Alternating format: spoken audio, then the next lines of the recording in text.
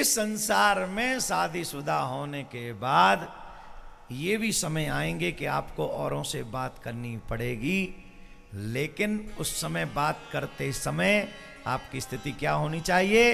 राम जी सिखा रहे हैं, सीतई चितई कही प्रभु पास। देख रहे हैं सीता जी को और कह रहे हैं सुपर्णखा से, अहि कुंवार मोरे लहु भ्राता। सीता जी की तरफ देखकर कह रहे हैं, देवी मेरे पास तो हैं, देखा ही नहीं। जिसके ऊपर मैं पूरा प्रसंग सुना रहा हूं, सुपर्णखा की तरफ देखा ही नहीं, देखा ही नहीं। कई आती हैं सुपर्णखा की वंशज, उनको देखो ही मत। जो यहां बैठी है मैं उनसे नहीं कह रहा हूं, सच्ची बता रहे हैं, आसान नहीं है, बड़ा मतलब आई समय बहुत आसान नहीं है। जो यहां बैठी हैं वो सब एकदम कृपा पात्र हैं ठाकुर जी के। सीता जी की तरफ राम जी देख रहे हैं और सुपर्णखा से कह रहे हैं, जैसे तुम कुंवारी हो वैसे मेरा भाई भी कुंवारा है। और शादीशुदा तो लक्ष्मण भी है, लेकिन दोनों में एक सिमिलरिटी है। क्या? उनके पास पति नहीं और लक्ष्मण के पास पत्नी नहीं। उन्होंने कहा हम तो मर्यादा पुरुषोत्तम हैं, उधर जाके देख लो अगर वो उसका मन करे विवाह करने का तो। मतलब अपनी तरफ से मुसीबत टाल दी। मुसीबत जब आए तो देखो ही मत। और दूसरी बात, अपनी पत्नी अगर है तो बात तो करो, लेकिन ध्यान अपनी में ही रखो। बात करो जरूरी हो तो, वरना अपनी को रूम में छोड़कर कही तो भाभी जी कोई सेवा करूं, अपनी भीतर बैठी है वहां ना चाय पूछी मैं तेरे का चाय लाऊं, और दूसरी तो पूछ में जा रहा हूं भाभी जी कुछ लाऊं। भैया जी बोले आप जाओ, मैं हूं यहां, मैं देख लूंगा चाय पानी जो होगा। आप अपनी को पिलाया है क्या? नहीं नहीं मैं सीधा कथा में जा रहा था, मैंने सोचा पहले भाभी जी को ही पूछे। बड़ा भाभी भक्त हो रहा है भैया, जरा पत्नी भक्त भी हो ले। इतने ते ही समझ जाओगे कि और उजरी करूं। आई होप इतने ते ही समझ जाओगे, समझदार हो। राम जी सिखाते हैं ध्यान अपनी पे ही रखो। देवियों पे भी यही बात लागू है। सीता मैया ने कभी नजरें उठा के लक्ष्मण तक को नहीं देखा। सीता मैया ने, जबकि देवर है, देवर एक पुत्र की तरह होता है। हमेशा श्री राम को ही दृष्टि भर के देखा, उसके अलावा किसी को नहीं देखा। हम लोग कहते हैं राम राज्य इतना आसान है क्या? इतना आसान नहीं है राम राज्य भैया, समझ रहे हो? तो देवियां भी अपने पे ही दृष्टि रखें, पुरुष भी अपनी पे ही दृष्टि रखें। ये राम राज्य की शुरुआत हो सकती है।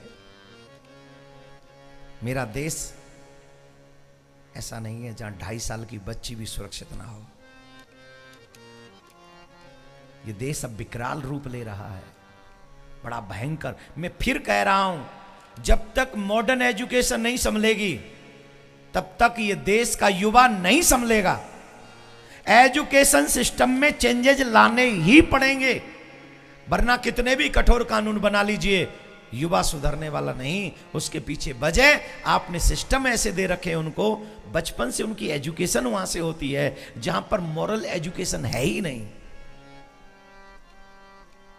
जहां राम न पढ़ाया जाए, जिस देश में राम को पढ़ाना बुरा माना जाता हो। और मैंने एक कंट्री सुनी है यूरोप में, वहां गीता पढ़ाई जाती है बच्चों को, और वहां के बच्चे संस्कृत के श्लोक उच्चारण करते हैं, और तुम्हारे बच्चे जॉनी जॉनी जस पापा कर रहे हैं।